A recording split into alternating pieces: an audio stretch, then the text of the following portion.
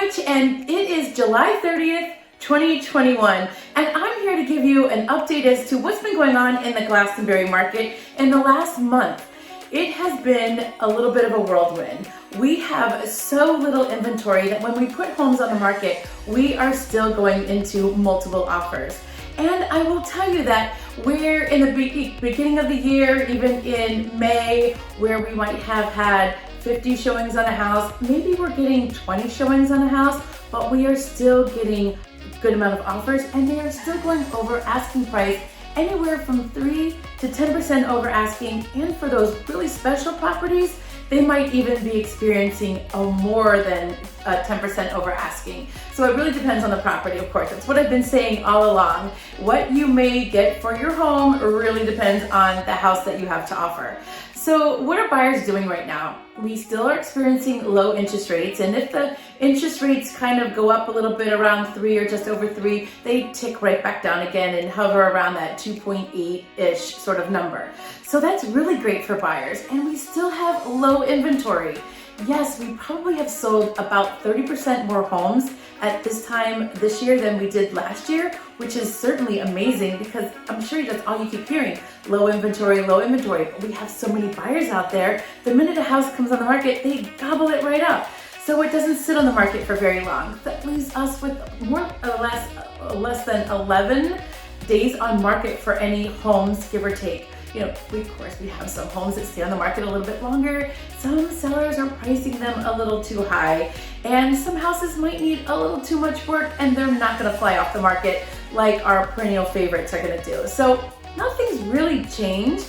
We did go a little bit with the brakes, and I want to attribute the sort of the buyers breaking a little bit to something that I'm seeing.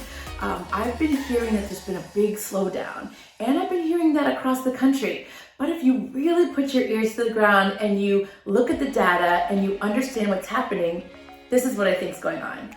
It's July, it's summer. Everybody was cooped up for way far too long, a year and a half, and they want to get out and experience vacations and families and friends, especially now that everybody's been vaccinated. And so what I'm seeing is just a little bit of a slowdown in the buyer activity as a result of, buyers wanting to get out and get on vacation. And I am going to predict that come September, we are all going to be going back to 150 miles an hour. We might be at about 120 miles an hour right now, so there's not that big of a difference. It's still the same game, the same name of the game, I should say. Low inventory, low interest rates, high buyer demand is still the the theme right now. So if you're a buyer and you want to look at a property, I think now is a great time for you to do that. You might experience less competition. I've been putting houses on the market and I still get multiple offers. I'm still getting a very good amount of showings. But you know what? It's a little bit less amount of buyers that are really putting pen to paper right now because we just have a little bit less buyer activity because of what I predicted being the vacation time. All right, so you're a buyer, now is a great time. What if you're a seller? It's actually really a great time too because you still have those buyers out there. I just put a house on the market and I had more than 25 showings.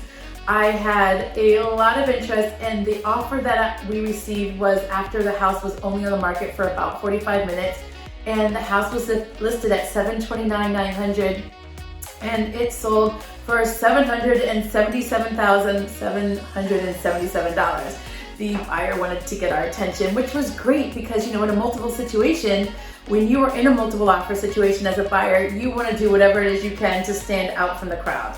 So that's the update for right now. We are still low inventory. We're hovering about 55 houses on the market. That's been pretty much the theme. We've been anywhere from 42 to 55 all year long. We are up about 30% of closed sales from where we were last year.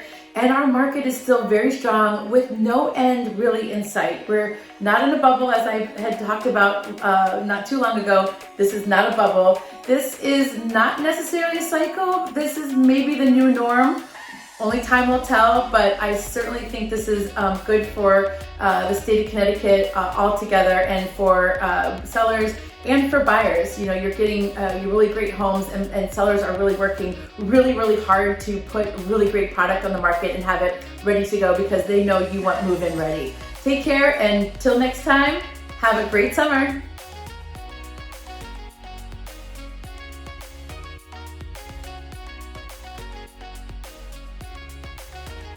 Hi, it's Linda Edelwich with my question of the week. This week we have a buyer that's asking about costs.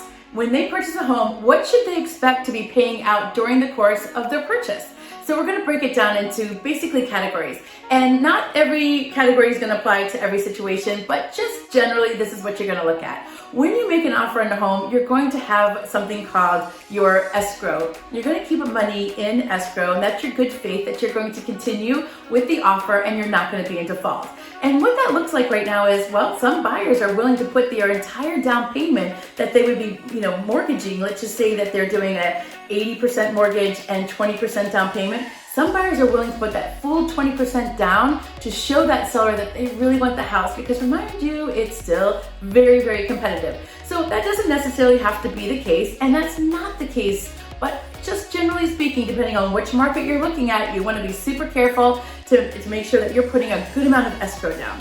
Okay, aside from the escrow, that's the money that gets held to make sure that you're not in default. That actually goes towards that down payment, like I talked about. So the other part of the money is down payment. Are you going to mortgage 95%, 90%, 80%? Well, that's really between you and your mortgage company, but also what your budget looks like. And all three of us, as a team, will kind of come up with a good number for you, what is really comfortable for you. At the end of the day, it's about what your housing budget looks like a month. And, we kind of back that out and kind of look at what that looks like. Okay, so aside from that, what else are you paying for? Well, you're gonna pay for your appraisal fees. So as soon as you have your inspection, you're gonna have about $450 that you're gonna pay for an appraisal fee.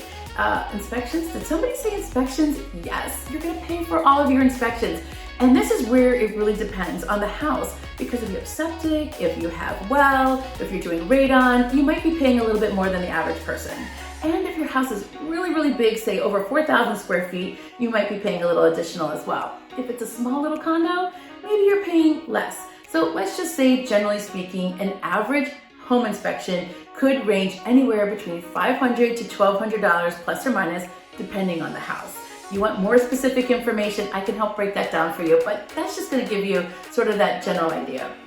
And that's gonna bring us to closing costs. And so the end of our category is gonna be closing costs, and you really should work with your mortgage company to determine about what your closing costs are gonna look like. So a general rule could be maybe 3 to 6% of the sales price is probably what you're looking at. And that has a lot of different categories that are inside of what your closing costs are gonna look like. So it varies, but that's generally what it looks like. So if you have any other questions, you wanna shoot me a quick DM, I'm happy to answer any question for you.